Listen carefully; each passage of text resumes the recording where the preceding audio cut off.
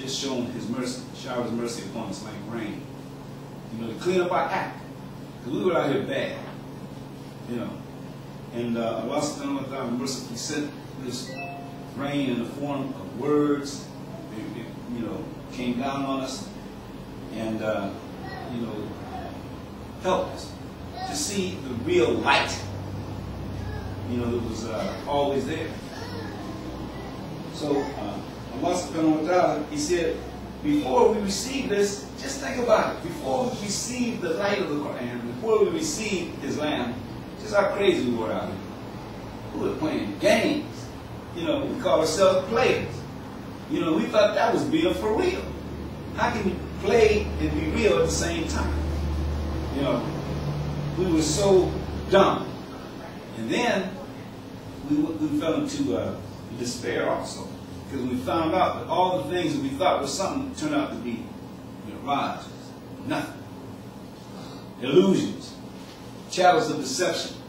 Because we were caught up in this dunya. And the dunya had us, you know, and was taking us on, you know, down a garden path. You know, but not the path to the garden. Agenda. It was taking us to, you know, another path, another garden. This dunya out here is like a garden. It's like a garden. You know, all these delights that you see out here, you know, and we got caught up in it. And then Allah subhanahu wa ta'ala took us down, took us all the way down, till we hit rock bottom.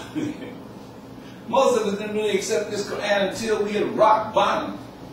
We tried everything else. And we went through all kinds of isms. You know, we went to nationalism, we went to patriotism, we went to, all kinds of things. You know, we even tried crime, some of us tried every kind of ism, except the ism of Allah, Allah's name. It wasn't on our tongues. And then Allah subhanahu wa ta'ala mercifully told us about Himself by sending to us a messenger from Himself. Who came rehearsing the signs, pure and holy, right and exact. And somehow they made it from the Middle East, 14 centuries ago, all the way to our hearts inside of our chests. 14 centuries later, you know, we received this light. And it's a beautiful thing. We know how bad we were. And Allah knows how bad we were. Allah even knew more so how bad off we were. And Allah showed mercy on us. So we need to honor this station, this maqam of Islam. Allah subhanahu wa ta'ala, He says in these ayahs, He says, so therefore, human beings, contemplate the memorials of Allah's mercy.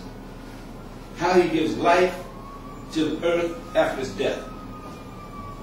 Verily the same will give life to the human beings who are dead. For He has power over all things. Once again, He's talking about the earth and how the earth was dead.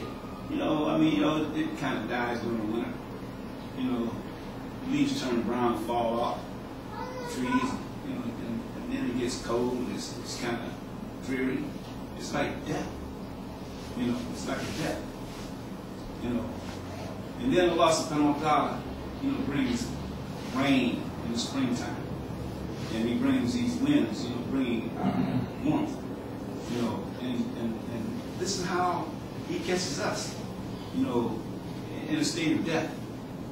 We're mentally dead, spiritually dead.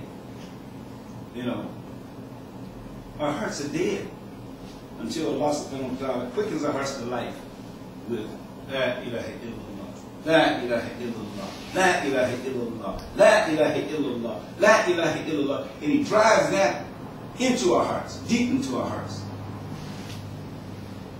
And brings us to life. Quickens us to life. And all of a sudden, we're talking about Allah. We're talking about His holy messenger Muhammad. We're talking not from ourselves or from somebody else, but from the Holy Quran. He guides us like that.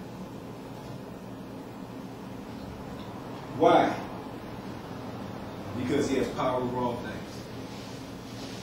This word begins here is one of the great names as Al-Qadir.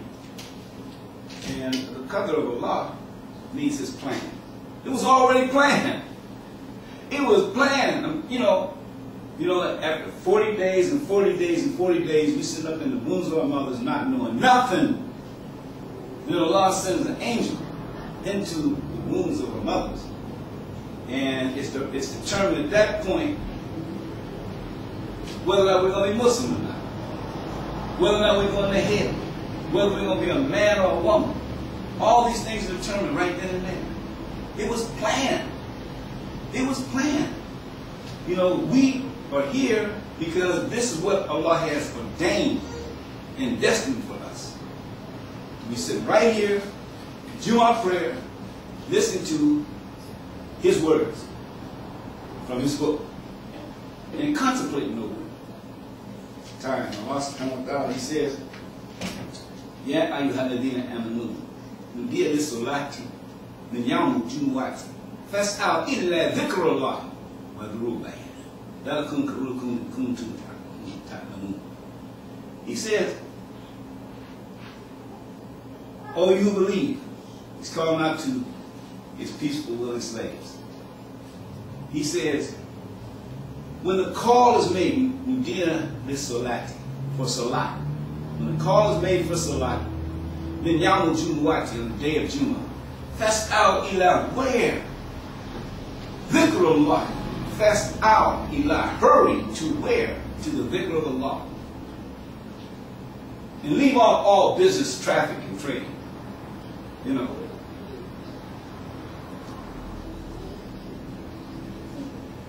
He said that's best for us if we only knew. You can hear the sounds out here in the street right now. People running, you know, hither, thither, bowing, and going every which way, you know, into that crazy good.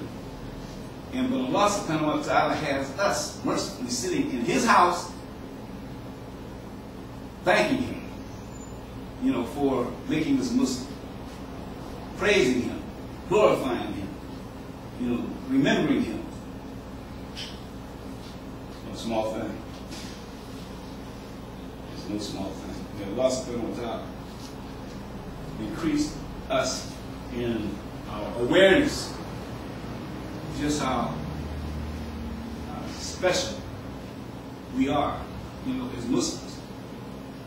You know, we need to congratulate ourselves and congratulate each other that He made us Muslim. All the time. Not just every now and then, but all the time. We, you know, celebrate the fact that He made us Muslim.